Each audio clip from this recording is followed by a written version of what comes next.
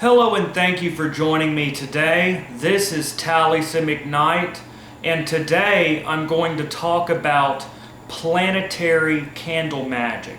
And this is the combination of candle work with planetary magic and working with planetary forces, working with planetary spirits, archangels, deities, various what are believed to be intelligent forces within the planetary powers.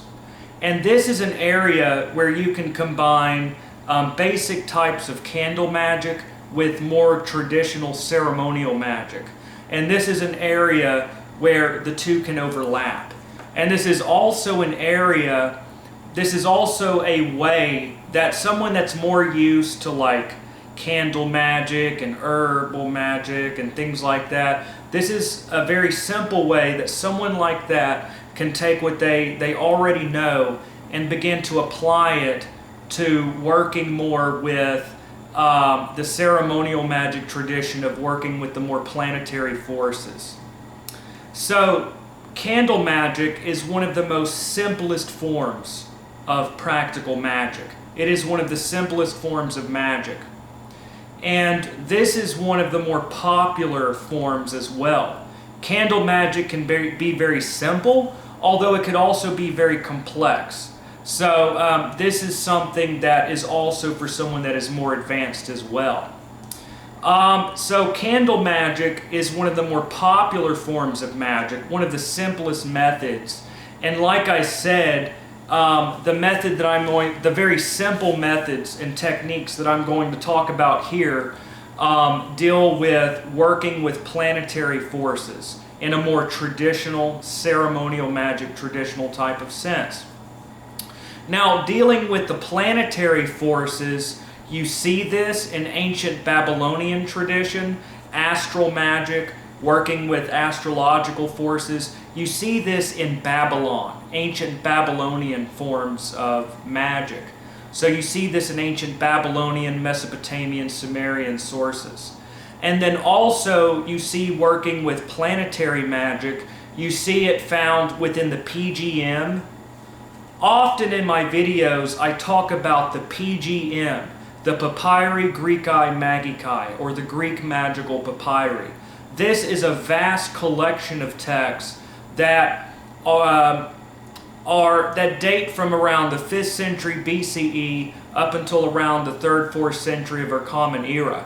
And these collection of texts go back to Alexandria in Egypt and around there. So in the PGM, we get an idea of how magic was practiced at this time around the area of Alexandria in Egypt. We get an idea of how magic was practiced because this is a vast collection of different sorcerers' handbooks and manuscripts and things like that. Okay? So we see in the PGM a lot of work with planetary magic and with the various spirits and things like that. And the various practices you see in the PGM would also be carried on through medieval and Renaissance magic. Now, another aspect of working with this is the Hebrew angel magic. Okay, so that the Hebrews had their own form of magic, the Judeo practices of magic, working with various archangels, the Solomonic traditions of summoning and constraining spirits. You see this within the various grimoires. And then you also see this within different pagan forms of magic.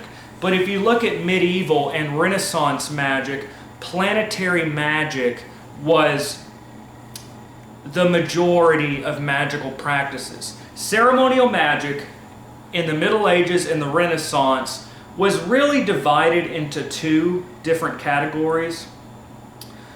On the one hand, you had spirit summoning. On the other hand, you had working with talismans. So these two forms of magic are the majority of ceremonial high magical practices, ceremonial magical practices from the Middle Ages and the Renaissance. Okay? So if you were practicing magic in the 1400s, 1500s, chances are it was one of these two forms of ceremonial magic. If you were working with ceremonial magic, you would either be summoning spirits or working with talismans. Okay? So you see examples of talismanic magic, astrological magic, in the Picatrix, which was a medieval grimoire, and then you see many other forms as well. And you see a lot of this explained in Cornelius Agrippa's 3 books of occult philosophy. And also, but one thing that you notice, and I will get to our technique here in a moment, but one thing that you notice in both spirit summoning and talismanic magic is that often it is planetary. Okay, often it is astrological magic. So that is interesting, both in the case of spirit summoning. For example, in Enochian magic, you have the Heptarchia Mystica working with the planetary spirits. You see it within the Heptameron of the 15th century. You see it in different magical texts. You see it in the 6th and 7th books of Moses. You see this idea of working with planetary spirits, and then talismans. So in brief, candle magic is a more popular form of magic today. It's very popular within the neo-pagan community. It's popular in Hoodoo. It's a very popular form of magic, and many people are familiar with this. And like I said, ceremonial magic, which has its roots within Greco-Egyptian, Babylonian, and Jewish sources from 2,000 years ago and before, this would carry on in the Middle Ages and Renaissance and the various grimoires. And basically you had spirit summoning and talismanic magic, and both of these were often planetary. So planetary magic was very important. In fact, in the more ancient times, in the Middle Ages and Renaissance, they did not work with the elements so much. That was more associated with alchemy, but they worked more with the planetary forces. So anyways, today I'm going to give you a simple technique to where you can work with the planetary forces and spirits and spiritual forces and combine this with the candle magic. Now, what exactly are you working with here? What are you working with here? Basically, there are really 2 different approaches you can take. I mean, there are, I guess, more, of course, but there are 2 main approaches you can take. If you're neo-pagan, or if you're pagan, then maybe you might prefer to work with various deities, such as Aphrodite, Hermes, Jupiter, things like that. So you have the different deities that are associated with the different planets. You have the Babylonian forms, you have Marduk assigned to Jupiter, you have Inanna or Ishtar assigned to Venus, you have Nergal to Mars, things like that. So you can work with a Babylonian pantheon or Sumerian, you could work with a Greek or Roman. So really you can work with these forces as deities in a neo-pagan context. Also, what you see more in the Middle Ages and Renaissance, you could also work with the various archangels, if you're comfortable with that. So you have Raphael assigned to Mercury, sometimes with the Sun, Michael or Michael assigned to the Sun, sometimes to Mercury, sometimes those are switched, Hanael to Venus, Gabriel to the Moon, Zedekiel to Jupiter, Samael to Mars, things like that. Okay? So you can work with this as deities, you can work with them as archangels, and you could also, in ceremonial magic, more in the Golden Dawn type variety, which really draws for Cornelius Agrippa's 16th century textbook on magic, De Occulta Philosophia. You have the planetary archangels, angels, intelligences, and spirits. Now, in today's method, I highly recommend that you focus on higher level entities. For this method, I do not suggest that you start calling upon intelligences or spirits. For this method, I advise that you either work with deities or archangels, okay? So I do not advise, I would like to warn my viewers not to work with hostile spirits or spirits that are lower level. If you want to work with that type of magic and you're more advanced, then go right ahead. But for those that are beginners, I cannot stress enough that I highly advise that you begin with more positive and higher level spirits, either deities or archangels, something like that. So I do not advise you to work with like lower level spirits, okay? But basically, for a simple candle spell, whether you're working with pagan deities or archangels, whichever you prefer to do, that is what I would advise. Basically, what you're doing is you're combining candle magic and working with these higher level forces, and you're also working with this. You're combining candle magic and working with planetary powers. So how does this work? Basically, you're calling upon either the deity or the archangel associated with the planet, okay? So basically, you're calling upon the deities or the higher level forces, and you're making a petition, okay? And in the form of a candle spell. So again, you're combining candle magic with working with these powerful forces. And these powerful forces have been worked with for a long period of time. At least the last 2,000 years, we see very clear records of this type of magic, working with these powers. Again, I highly recommend that for this type of magic, you work with the higher level forces, okay? Unless you're more experienced, then do as you will. So how does this work?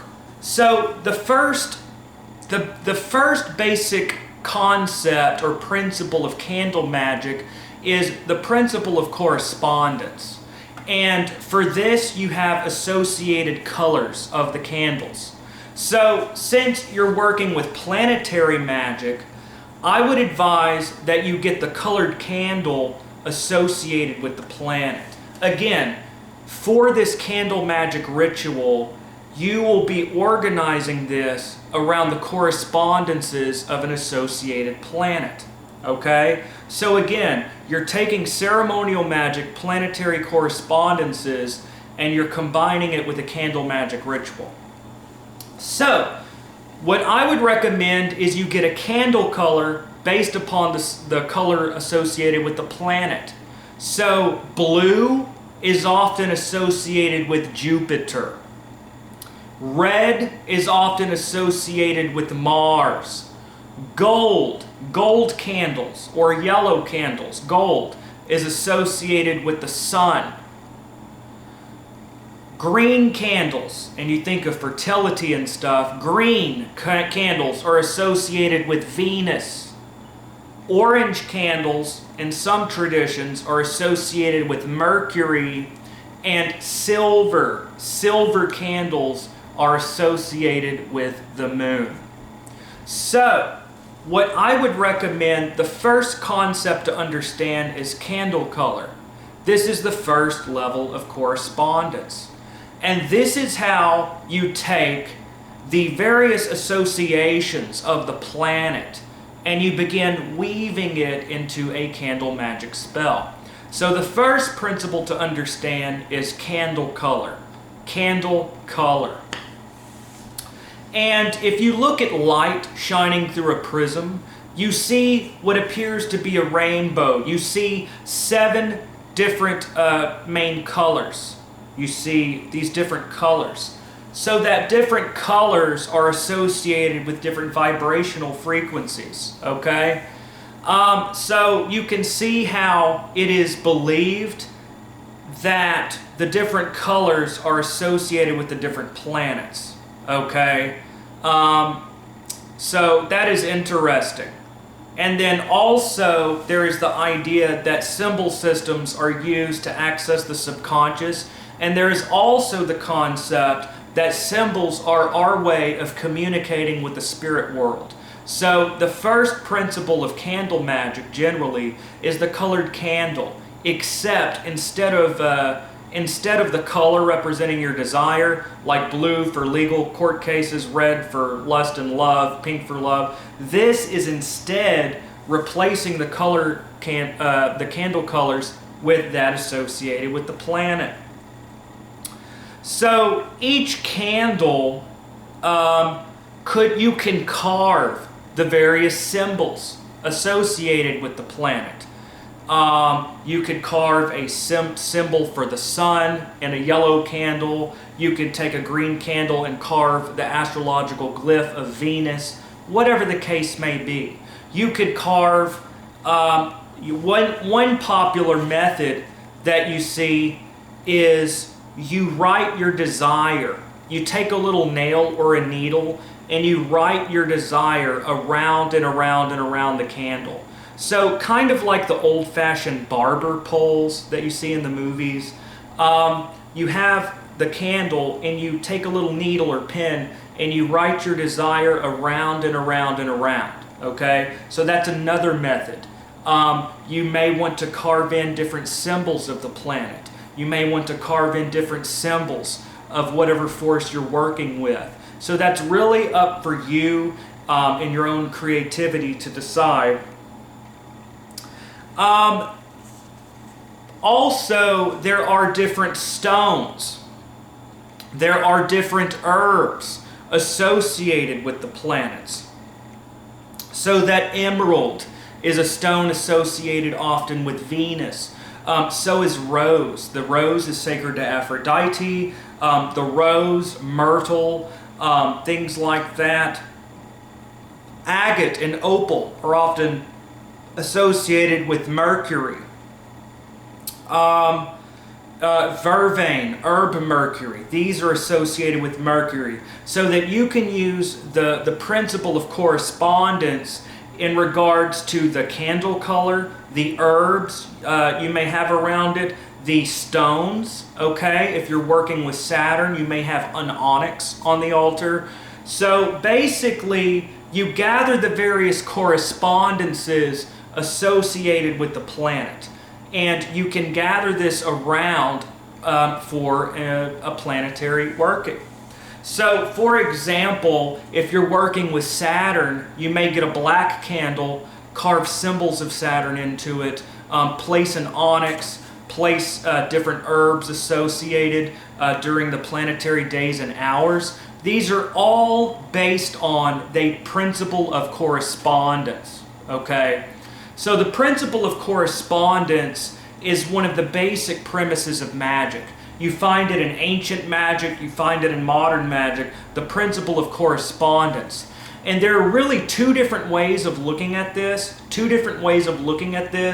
On the one hand, you have the view that the various herbs, stones, crystals, timing, that these things, there is the belief of some practitioners that these things really do have an affinity with these different forces. And so that over the centuries, magicians working with these spirits have learned the various associations directly from them. So that some people working with spirits and scrying, you'll have the spirits talk to you and tell you what they need. So there is the view amongst some occultists that these things really do have a certain affinity with these powers. And then you have the other perspective that these are symbol sets that we communicate on the one hand with our own unconscious through symbols, and on the other that we communicate and interact with the spirit world through a set of symbols. So that whether you think that it's all in the mind, whether you think that these are actual forces that have been revealed by the spirits and have an affinity with them in calling them, or how I tend to see it is kind of a combination of the two, that it is both within and without, that man is a reflection, that the microcosm and macrocosm, internal and external, are reflections of one another. Whatever the case may be, anyways, all right, so basically you get the candle color, you get the stones, you get the herbs, you make the symbols, you get the various things that are said to correspond with the planet, and you weave this into a candle magic spell, so that instead of just doing a candle spell with all the associations for love or wealth, in this case, you're gearing all these symbol sets and these principles towards whatever forces and spirits, okay? And, you know, if you look in Cornelius Agrippa's 3 books of occult philosophy, or De Occulta Philosophia, which was written in 1510, published in 1533, around that time, this book really goes into the different correspondences of stones, herbs, crystals. You see the different correspondences of stones, crystals, things like that, also in Sefer Raziel, which is another text, an ancient text that you get in Renaissance magic, and you also see this concept of correspondence within the PGM, within these various ancient magical practices. So the principle of correspondence and the use of herbs and stones and colors and things are found in many different traditions. Method of candle magic, you have the associated candle colors, stones, and herbs, but in this time you're looking at the associations of a planetary force, okay? And these are the same principle of correspondence that is used to summon the spirits of the various planets. This is the same principle that's used to summon, work with these different astrological forces. So in the same way that in the medieval grimoire of the Picatrix, or in the same way that you would also gather various correspondences in order to do talismanic magic, such as you see in the 15th century works of Marsilio Ficino at the beginning, well, at the very beginning of the Italian Renaissance with the Hermetic revival, found within the Florentine schools of Neoplatonism and a revival of Hermetic magic in the 15th century. In Florence and Italy, you have Marsilio Ficino, the writer of the De Vita Coelitis Comparanda. You have this concept found in Marsilio Ficino, the Picatrix, Cornelius Agrippa, also that through the use of correspondence you can create talismans. So that this method is both used to summon spirits in the grimoire tradition, the principle of correspondence, and it's also used to create talismans. Now here, basically, your ritual becomes a veritable talisman. Your ritual becomes a form of a talisman that is fit to receive the forces assigned with these various planets, so that it is wedding that which is below to that which is above. It is wedding, according to what Marsilio Ficino would say in the 15th century in his De Vita Coelitis Comparanda. What Marsilio Ficino would say is that you are wedding the spiritus to the materia, so that your ritual is a type of vessel, a glass to be filled with this force. You are making your ritual in harmony with these forces, so that you can be filled with these powers, filled with these forces. So again, this concept of as above, so below of the Emerald Tablet, like you see in the Picatrix, you see in Marsilio Ficino's Hermetic and Neoplatonic magic, you see it in ancient times, but also, like I said, in the Renaissance, Cornelius Agrippa and things, this concept of using correspondence to create talismans of planets and to summon spirits. But here you have a candle magic ritual where your ritual itself is designed to attract and receive those forces. So, how do you do this? Again, candle color, herbs, stones, the different correspondences, okay? Whether you see this as simply symbol sets or actual forces that have a certain affinity with these things. Again, you see this in Agrippa's 3 books of occult philosophy. Now, another concept to understand, if you want to work with this in a more traditional way, if you want to get a little bit closer to traditional ceremonial magic, again, this is bridging the gap between hardcore ceremonial magic and more of your what you see in Wicca and Hoodoo, that type of magic. This kind of combines the two. But another principle to understand in the Hermetic ceremonial magic tradition is planetary days and hours. Planetary days and hours. You see this concept in the Key of Solomon. You see it in the Goetia, the Lemegeton. You see this concept of planetary hours and days in the Heptameron, which is a 15th century text. So I won't dwell too much on these ancient source materials where I'm getting this information. I know I've gone over quite a bit over the 15th century, these different texts, but the reason that I mention these things is so that you realize that this is part of a larger tradition. The techniques that I'm giving you are derived from the Renaissance, the Middle Ages, late antiquity, okay? So these are very ancient practices, part of a rich tradition. But anyway, like I said, throughout these grimoires, you see planetary days and hours. So, and you also see this in alchemical tradition.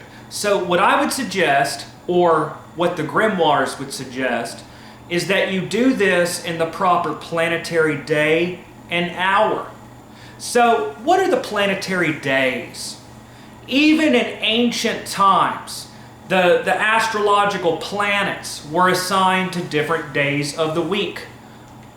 Some people are not aware that the names of our days of the week, even in English, are based upon the various Norse names for these what are seen by the Romans as these planetary forces. So that Sunday, day of the sun, Monday, moon day, the day of the moon, Tuesday is Tyr's day, which is of Mars, Wednesday is Woden's day, Thursday, Thor's day, Friday, Freya day, Saturday, Saturn day. So that the names of the different days of the week are derived from the Norse equivalent for what are seen as these planetary days of the week. In Latin, the names of the days of the week are Dies Solis, day of the sun, Sunday, Dies Lunae, day of the moon, Monday, Dies Martis, the day of Tuesday is Mars, Dies Mercury, Dies Jovis, Dies Veneris, Dies Saturni. These are the Latin days of the week. You see this in many different traditions. You see it in French. Mardi is Mars, Mardi. You see it Mercoli in Italian, you know. You see it Viernes in Spanish is Venus for Friday. Anyways, so there's a very ancient concept. The 7 days of the week are assigned to the 7 ancient planets, the 7 astrological planets. Sunday to the sun, Monday to the moon, Tuesday to Mars, Mercury to Wednesday, Thursday to Jupiter, Friday to Venus, Saturday to Sunday. I'm sure many of you know this already. Now, the planetary hours are derived in different ways. The most common way is to divide the days of divide daylight hours into 12, and you divide the nighttime hours into 12. And from this, you get planetary hours of different lengths based on the different times of the year and things like that, which kind of goes in with the solstices and equinoxes and things like that. But anyway, so there used to be a really cool app called Chronos XP. So that was an app that you have like for your phone or whatever. I used to use the hell out of this app, y'all. Chronos XP. Chronos XP is the shizzle. I used to use it a lot. I think I used to have it on my laptop, Chronos XP. Although now I do the more hardcore, like I actually divide it and do the math myself. I like it, y'all. I like it. But Chronos XP is actually an app where it can use your GPS location to calculate the different planetary days and hours. Now, the first hour of the day is right after sunrise. So, if you don't want to do all this complicated research, sunrise will always, sunrise is the planetary hour of the day, okay? So, Sunday is the day of the sun. Sunrise on Sunday is the day and hour of the sun. Tuesday is associated with Mars. Tuesday at sunrise is the day and hour of Mars, okay, etc. So always sunrise, which again you have the concept of light coming in from the darkness. And here you have energy being received upon a vessel of the magical ritual. So sunrise is almost always the planetary hour of the day. So if you don't want to do all the complicated calculations, or if you don't want to download that awesome app, y'all, Chronos XP, which I highly recommend, then you can just do whatever ritual at sunrise. So much for planetary days and hours. Now, what I always recommend is that you experiment, keep a magical record or a journal. Whenever you do a magical experiment, write it down. If a ritual did not work, go back and see what you did. If something doesn't produce results, really, again, there are two different schools of thought. Either you weren't focusing right, or it's internal or external, that something about the ritual was off, okay? Some rituals work better than others. If you have fantastic results, then you want to do that again, okay? So keep a clear record. That's what I always say. Experiment. See what works for you. So you're not basing everything on some theory or what you read in a magic book. What I advise you to do, get a notebook, write down every ritual you do, every spell, every experiment, write down the time of the day, how you feel internally, the weather, the moon phase, whatever conditions. Have you had caffeine? Basically, write down your experiments and you will see what works for you. But what I recommend, based on 2,000 years of research and history and experimentation, so people have been experimenting for the last 2,000 years and they've discovered what seems to work. So for the last 2,000 years, people have been experimenting, okay? So basically, what I recommend, based on this ceremonial magic tradition, you have the planetary days and hours, okay, and you gather the correspondences. So how this will work, you get whatever colored candle. Let's say you're doing a spell connected with the sun. Get a yellow or gold candle.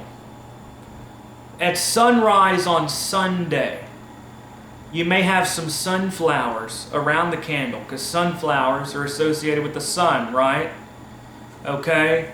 You may have whatever stone, yellow topaz or something, associated with the sun.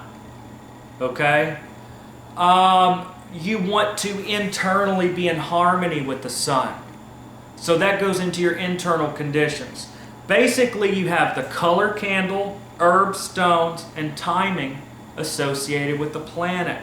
And that is following the principle of correspondence. Now, what I would recommend is that once you have this all set up, what I would recommend, again, experiment, see what works for you. What I say is not the truth, okay? You have to see what works for you, but you're watching my videos to get recommendations, right? Okay, so see what works for you, but what I would recommend is that you either work with a pagan deity, such as Mercury or Venus, okay? You might want to work with a pagan god or goddess associated with it, or if you're comfortable with that, you can work with an archangel. So Raphael for Mercury, or Saint Michael for the sun. So I would recommend a high-level spirit. Light the candle and begin calling out to whatever deity or power. Light the candle, you have the stuff, you know, I call upon thee, O Michael, Michael, I call upon thee. Or, hail unto you, O thou ancient god Apollo, hail unto thee, Apollo, you know, call upon the deity, begin calling out. Call out, not just with your words, but with your heart, with your soul, your passion. Connect with the deity at a spiritual level. Call out. I call out to thee, O Apollo. I call out to thee, Apollo. You might want to repeat the name. Repeat the name. As Crowley would say, inflame thyself in prayer. Inflame yourself. You have to feel this call from the heart, from the soul. You have to fill this with the principle of emotion. So that in magic, really there are two legs on which you stand. And these are represented on the Tree of Life as Netzach and Hod. Netzach is emotion. Hod is the Sephira of intellect, okay? So on the Tree of Life, Netzach and Hod. Netzach is the base of the pillar of force, okay? So think about this for a minute. In the Qabalah, in the Tree of Life, Netzach is the base of the pillar of force. Hod is the base of the pillar of form. Focused thought gives form. It is where the energy goes. So by focused thought, if you think one thought, that one thought in this context would be calling upon this spiritual force. That is the one thought. That is the one thing, okay? Focused thought, fixing the volatile. Focused thought is Hod. That is the base of the pillar of form on the Tree of Life, because that is the form you're giving it. That is the direction the energy goes. Netzach is emotion. It is kevana. It is emotion. Netzach. Netzach is the base of the pillar of force. This is the force or the driving energy of magic. In magic, I always say emotions are the fuel. Thought is the form. Emotions are the force. So, when you're calling out, I call upon thee, Apollo. Hail, Apollo, I call unto thee, whatever. When you're calling upon whatever deity or archangel or whatever, you want to focus your mind. You don't want your mind like wandering off to thinking about bills or something your neighbor said the other day. You want to focus upon your call to that force. That is your form. That is where you're sending the energy. Your emotions are the fuel. Your energy are the emotions, okay? So you want to call out to that force and feel it. Emotions, be inflamed in prayer. You're calling out to this force.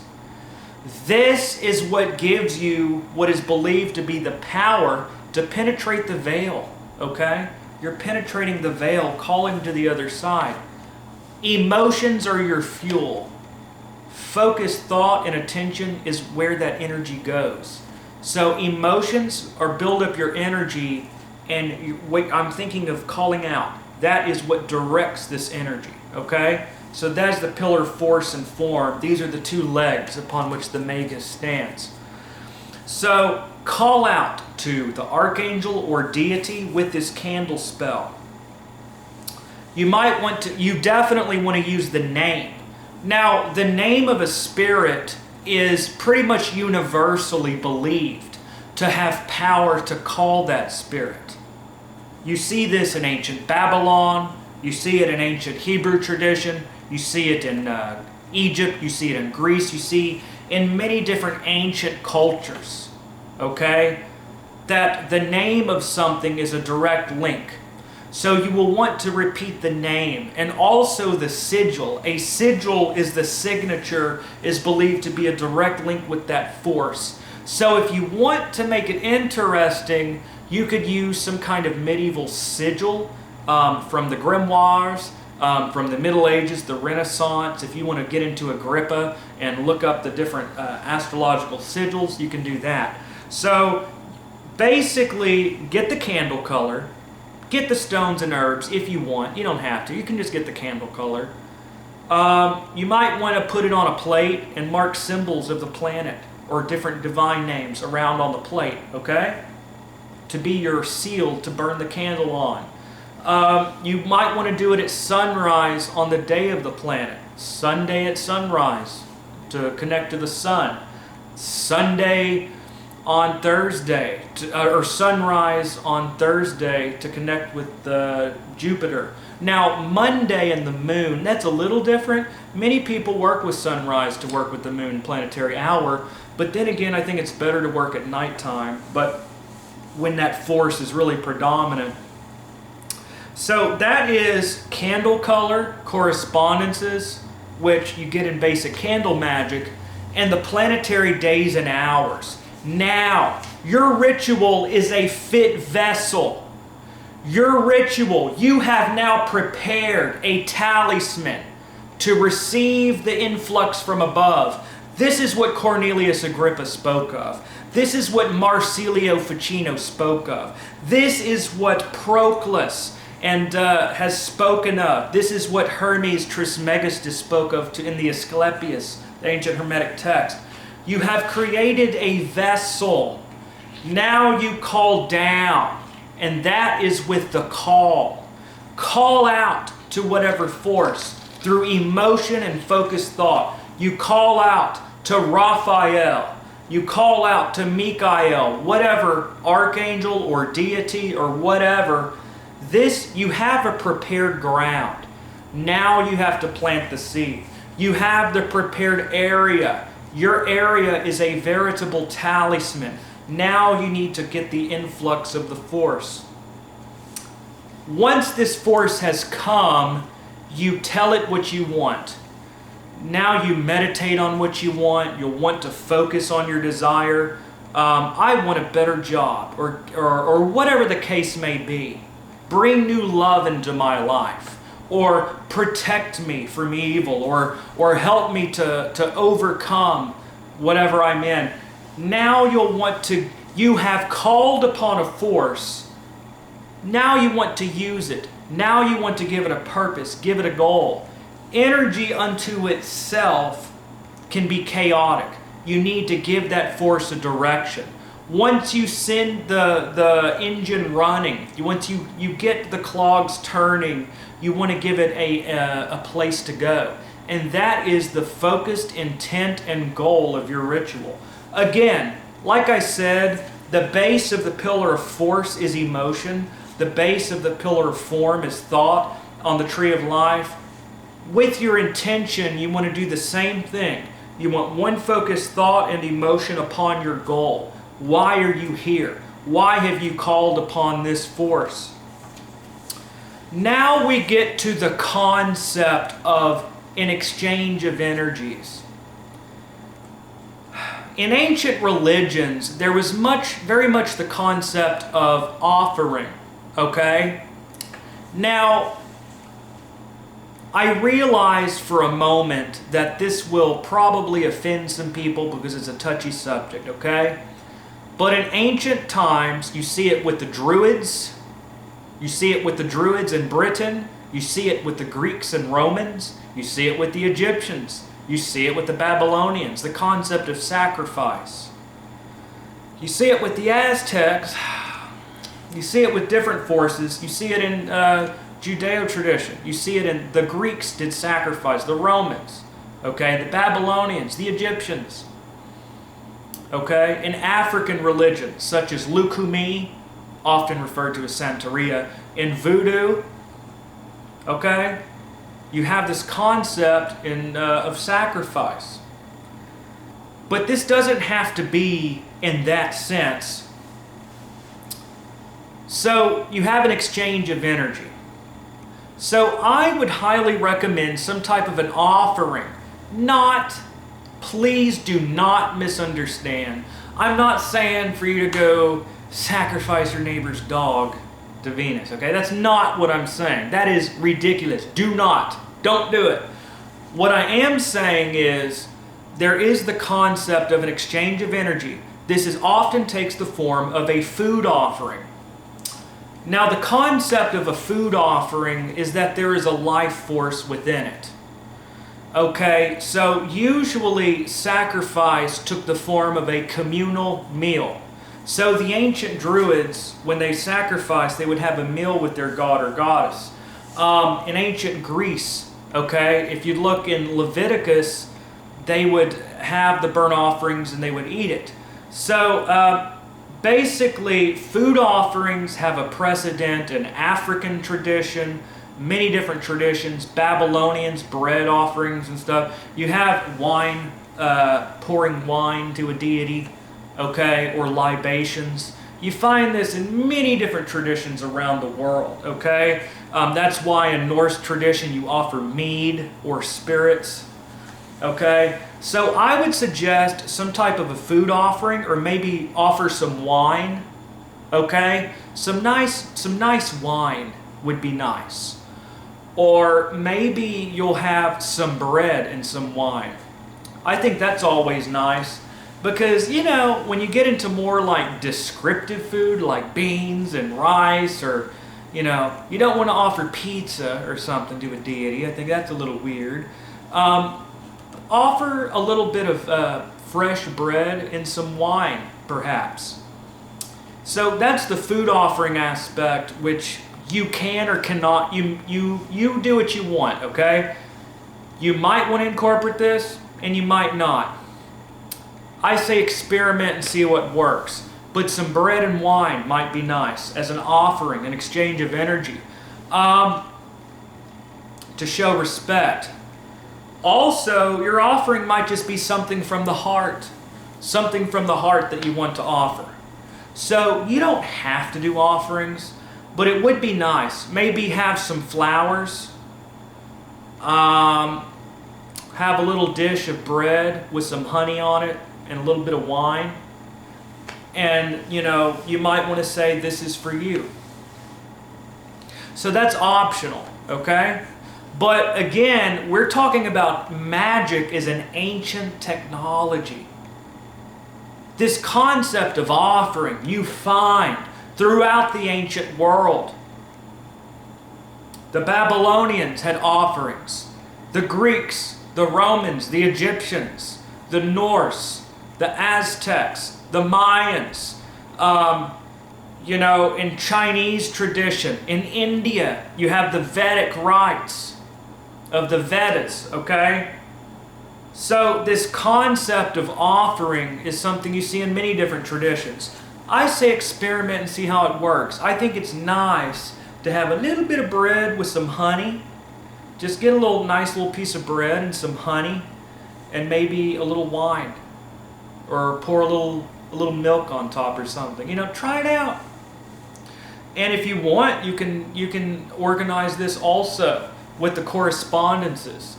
If you're working with, I don't know, some deities are known. You know, if you're working with Greek deities, you might want to offer a little bit of olive oil. Just a thought. If you're working with Apollo, you might want to offer a little olive oil. Or whatever. Okay? So that is something else you might want to consider, is some offerings. So that is my basic rundown of planetary candle magic. Again, we're combining candle magic, which is popular in like Wiccan and Hoodoo and that type of magical tradition, and also more of like the traditional ceremonial magic tradition. You're combining the two.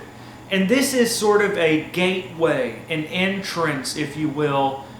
If you want to start working with old school ceremonial planetary magic and working with these forces, then this would be a good kind of a way to gently ease in there and kind of experiment, see what works.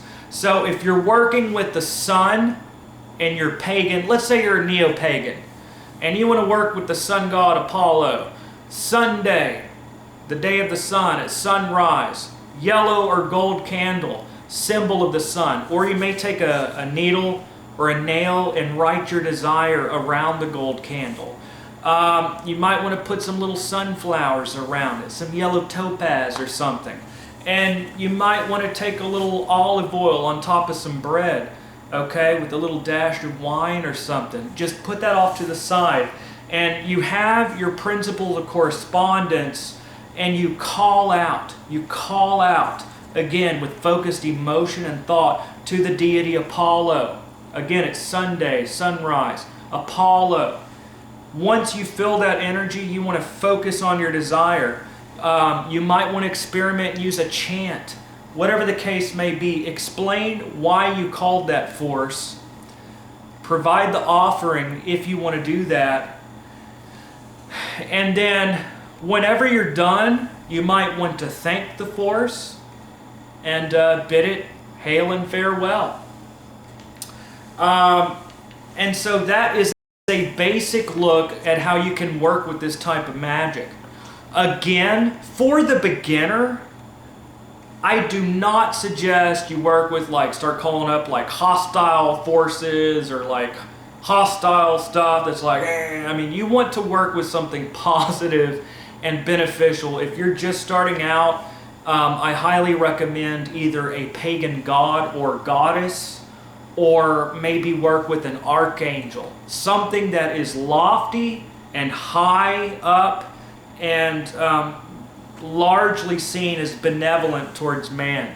I don't recommend that you start summoning lower level spirits at a beginning stage. I recommend you stay with the higher up forces. Higher, I don't mean in good or bad way. By higher, I mean higher up in the hierarchy. Something that is more overreaching. Experience has shown to many magicians, such as myself, experience has shown that for one reason or another, it seems that the higher up you go in a hierarchy, the more pleasant and benevolent sometimes it can be. For example, when you're working in Golden Dawn style magic, which is really based on Cornelius Agrippa, planetary intelligences are above spirits, planetary spirits in the hierarchy. You don't want to work with planetary spirits, which are seen as blind forces, without first calling upon the planetary intelligence. Also, when you work with ceremonial magic, usually you start from the top of the hierarchy and you work your way down. So for example, in traditional Golden Dawn style ceremonial magic, you call upon the archangel, then the angel, then the intelligence, then the spirit. So you start at the top of the hierarchy and you work down, okay? You see it in Enochian magic with the watchtowers of Enochian magic of John Dee and Edward Kelly. You use the 3 mystical names of God to summon the king of the watchtower. Then you use the authority of the king of the watchtower to call upon the 6 seniors or the various Servian angels or whatever, okay? Within the Goetia or various more Goetic and infernal types of magic, sorry about that, it keeps going off. In that type of magic, you call upon the infernal king or prince, and then you use that to call upon the lower level spirits. So you see it in angelic magic, you see it in different, all kinds of different forms of magic. Usually you begin at the top of the hierarchy, and then you use that authority to work your way down. So not only are these spirits usually more beneficial, for one reason or another it seems that way, but also you're really beginning at the beginning. You're starting at the starting point usually, because usually after you get the primary force, then you can work with the lower forces beneath it. So again, I encourage you to experiment to see what works for you, but that is the general method that many magicians over time have seen that works. But I suggest you keep a ritual journal, write down your experiments, and you will see what works for you. So, new videos come out every Saturday morning.